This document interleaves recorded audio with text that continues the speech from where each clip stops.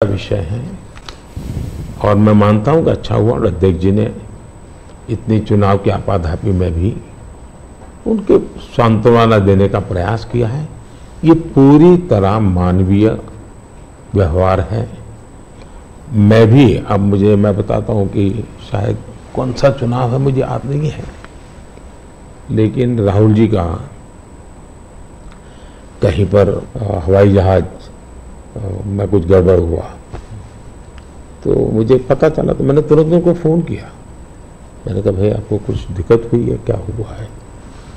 ये हमारा कर्तव्य बनता है। मैं गुजरात का मुख्यमंत्री था और दमन में मैडम सोनिया जी, फिर हमारे अहमद पटेल साहब, वो सारे लोग, उनका हेलीकॉप्टर एकदम से क्रैश कर गया।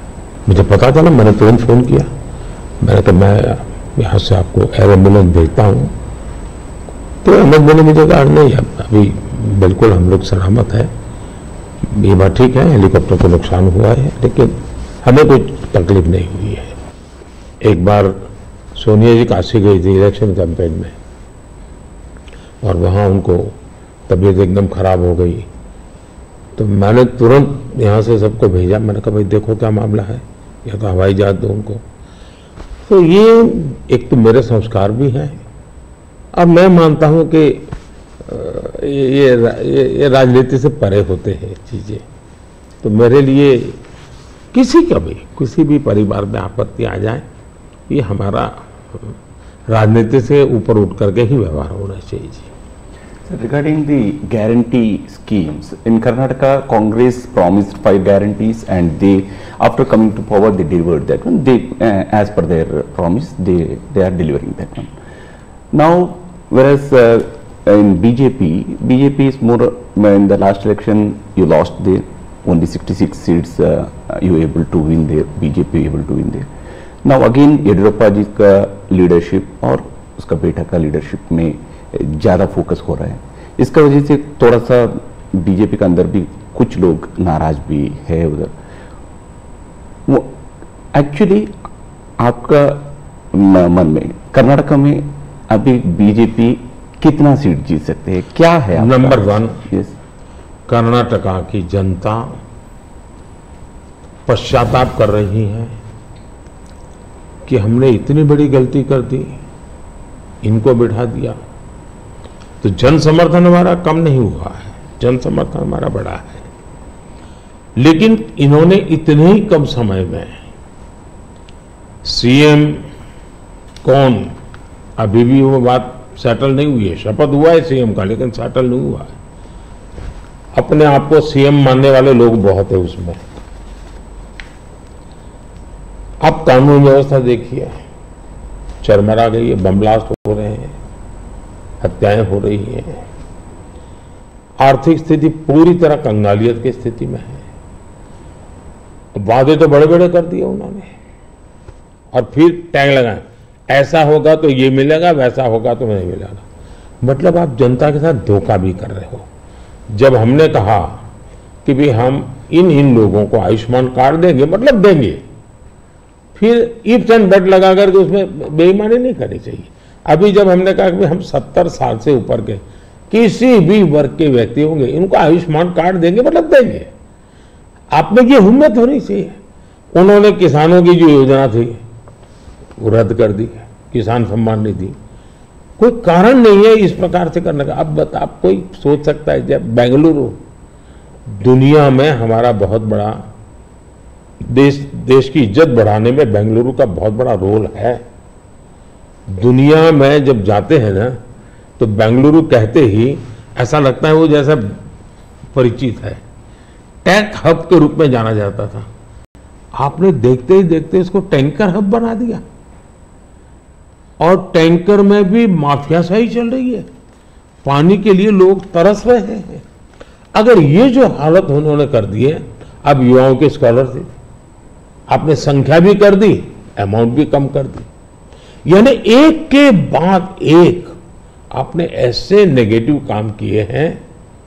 जिन मुद्दों को लेकर के वोट मांगा, उन मुद्दों को आप वोट दे नहीं पा रहे हैं। अच्छा, डेप्यूटी सीएम वो अपने भाई के लिए वोट मांग रहे हैं और वो खुद सीएम बन सके इसलिए सब खेल खेल रहे हैं। वो सीएम से हटे इसके लिए भी खेल खेले जा रहे हैं। जहां तक भारतीय जनता पार्टी का सवाल है, हम टीम स्पिरिट से काम करने वाले लोग हैं। भले मेरी टीम ने मोदी को आगे किया, लेकिन मेरी पूरी टीम काम कर रही है जी।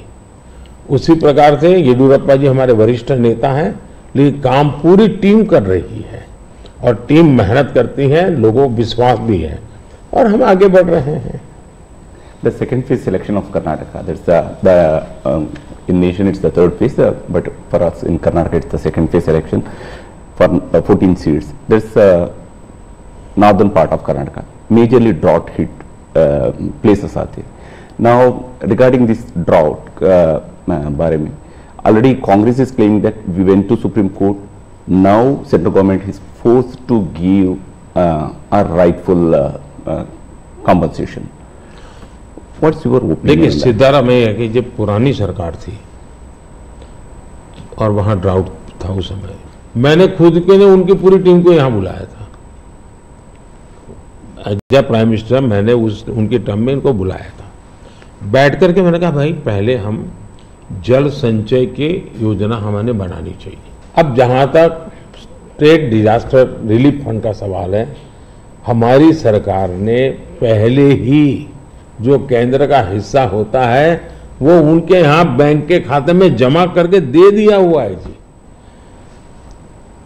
हमारी इंटर मिनिस्ट्रियल टीम उसने भी प्रभावित क्षेत्रों में जो नियम है, पद्धति हो जो हमने नहीं बनाई, कई दशकों से है, उसके अनुसार वो टीम वहां गई है, जाकर के उसने सर्वे किया है। और हर बार ऐसा होता है, जैसे मेरे यहाँ गुजरात में भूकंप हुआ तो मैंने एक मेमोरेंडम भेजा, भारत सरकार ने एक टीम भेजी, उन्होंने सर्वे किया, उन्होंने हिसाब किताब लगाया। अब ये सारी प्रोसेस चली, आचार संहिता आ गई, तो हमने इलेक्शन कमीशन को कहा कि भाई हमारे सामने ये विषय है, हम इसको जैसे ही आप परमिशन देंगे हम देना चाहते हैं। एनडीआरएफ के तहत अब राशि रिलीज भी कर चुके हैं उस नियम के अंतर्गत। मोदी जी, थोड़ा सा हमारे संग हमारे एंकर जुड़े हुए हैं विलास बड़े, आपसे कुछ महाराष्ट्र के बारे में बातचीत करना चाहते हैं।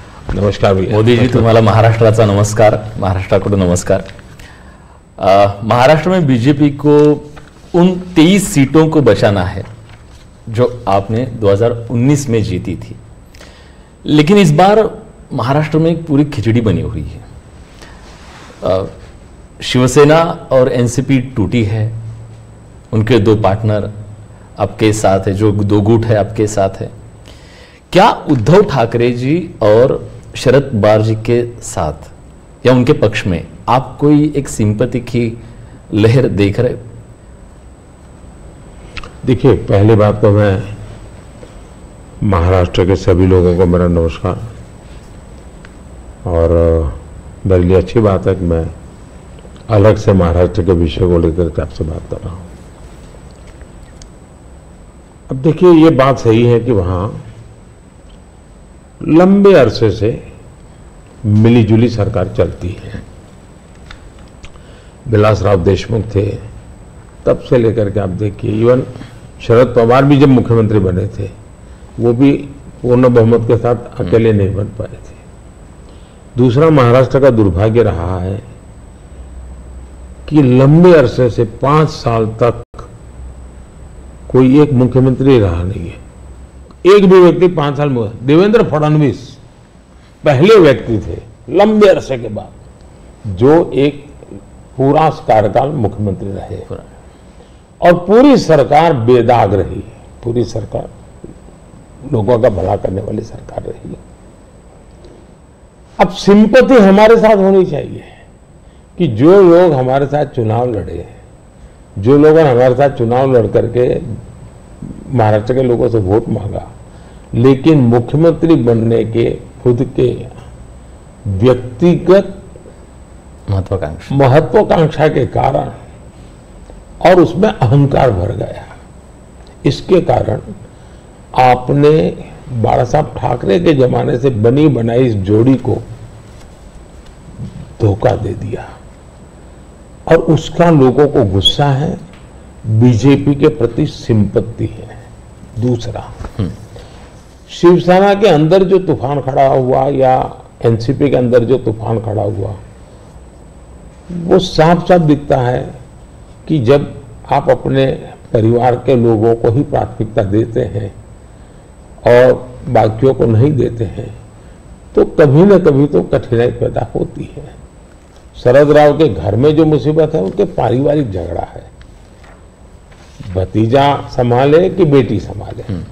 यहां भी इनका झगड़ा यही है कि भाई और कोई सक्षम नेता ऊपर आए कि खुद का बेटा भले, अभी जैसे यहाँ एक परिवार में कांग्रेस के चल रहा है उस पर, तो वो झगड़ा उनका है जी। और मैं मानता हूं हमारा देश इस प्रकार के पारिवारिक झगड़ों के प्रति नफरत करता है, सिंपैथी नहीं करता है। तो ये बिल्कुल ही, आप सिंपैथी शब्द लेकर के सिंपैथी दिलवाने की अगर कोई कोशिश करता है तो मैं समझता हूं वो भी फेल जाने वाली है।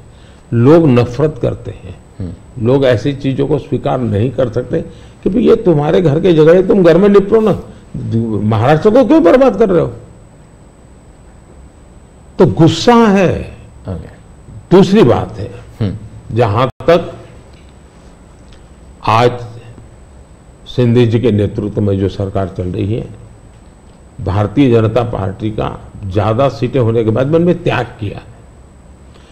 त्याग महाराष्ट्र की भलाई के लिए किया है। कुछ लोगों को लगता था कि हम सीएम बनना चाहते हैं, नहीं, तो हम सीएम बन सकते, नहीं बने हैं। महाराष्ट्र की जनता को हमने कन्विंस किया है कि हम महाराष्ट्र के लिए जीते हैं, हमारे लिए नहीं जीते हैं। और इस चुनाव में ये सिंपैथी हमारे पक्ष में है कि इतना बड़ा दल, एक मुख्यमंत्री, सफल रहा हुआ मुख्यमंत्री, वो आज डिप्यूटी सीएम बनकर के भी एक प्रकार से खुद के सम्मान को छोड़ करके आज भारतीय जनता पार्टी सिर्फ और सिर्फ महाराष्ट्र के उज्जवल भविष्य के लिए। और मैं मानता हूं हमारे देश में बंगाल बर्बाद हो गया, कोलकाता एक इकोनॉमी को ड्राइव करता था, लेकिन वहां इस प्रकार की उठापटक की राजनीति ने